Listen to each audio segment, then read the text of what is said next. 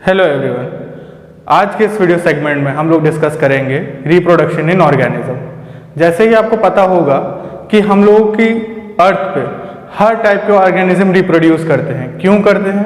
अपनी पॉपुलेशन को मेंटेन करने के लिए, ताकि वो यहाँ पे अपनी एग्जिस्टेंस को मेंटेन कर सके। जैसे कि आपने देखा होगा बहुत सारे ड्रामाज में भी कि ह्यूमन रिप्रोडक्शन में कम से कम 9 मंथ का जेस्टेशन पीरियड होता है, जेस्टेशन या फिर प्रेगनेंसी।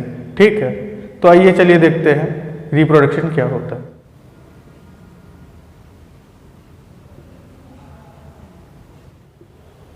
जैसे कि आप देख सकते हैं, मैंने पीछे डेफिनेशन लिखी है। Reproduction is a biological process by which an organism maintain their existence in the environment. अब रिप्रोडक्शन अगर हो रहा है जिसकी वजह से स्पीसीज अपनी एग्जिस्टेंस जो है इस एनवायरनमेंट में मेंटेन कर रहा है, फिर on the basis of the involvement of the parent. अब कितने पेरेंट्स इन्वॉल्व है, 1 है, 2 है कि उससे ज़्यादा है, उसके बेसिस पे भी रिप्रोडक्शन को क्लासिफाई किया गया है। जिसमें से पहला है एसेक्सुअल रिप्रोडक्शन, जो होता है यूनिपेरेंटल या फिर सिंगल पेरेंट वाला।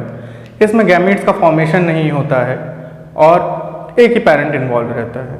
अगला है सेक्सुअल रिप्रोडक्शन, इसमें 2 पेरेंट्स का इन्वॉल्वमेंट होता है, गैमीट्स का फॉर्मेशन होता है और फ्यूजन भी होता है। एज अ रिजल्ट इसमें न्यू ऑफस्प्रिंग भी आता है। हाँ, यहाँ पे एक बात ध्यान रखने वाली है, एसेक्सुअल रिप्रोडक्शन में जो भी प्रोड्यूस वाले ऑफस्प्रिंग होंगे वो अपने पेरेंट्स के आइडेंटिकल होते हैं, मॉर्फोलॉजिकली भी और जेनेटिकली भी। जगह पे सेक्सुअल रिप्रोडक्शन में स्पीसीज अपने पेरेंट्स से मैच नहीं करती, थोड़ी सी जेनेटिक वेरिएशन रहती है। जैसे आपने देखा ही होगा और घर में सुना ही होगा कि तुम्हारी आंखें मम्मी पे गई हैं, या तुम्हारी नाक तुम्हारे पापा पे गया है, इसका गुस्सा तुम्हारी नानी पे गया है, या फिर वगैरह वगैरह एक्सेट्रा एक्सेट्रा। ठीक है, तो ये सब कमाल है सेक्सुअल रिप्रोडक्शन का। इसमें जीन्स कैरी ऑन होते हैं आपके जनरेशन टू जनरेशन, जिससे वजह से आप रिजेंबल करते हैं अपने पेरेंट्स से या फिर अपने ग्रैंड पेरेंट्स से। अब आके डिस्कस करते हैं कि एसेक्सुअल रिप्रोडक्शन में हम लोग क्या क्या पढ़ेंगे। एसेक्सुअल रिप्रोडक्शन में 4 टाइप के सब डिविजन्स हैं, या फिर हम ये कह सकते हैं कि उसमें टाइप्स हैं, जैसे budding, fission, sporulation and vegetative propagation. वहीं पे सेक्सुअल रिप्रोडक्शन में हम देखेंगे फर्टिलाइजेशन और post fertilization development. Sexual reproduction में एक बहुत ज़रूरी बात यह है कि इसको 3 फेजेस में डिवाइड किया गया है, juvenile, reproductive and post reproductive.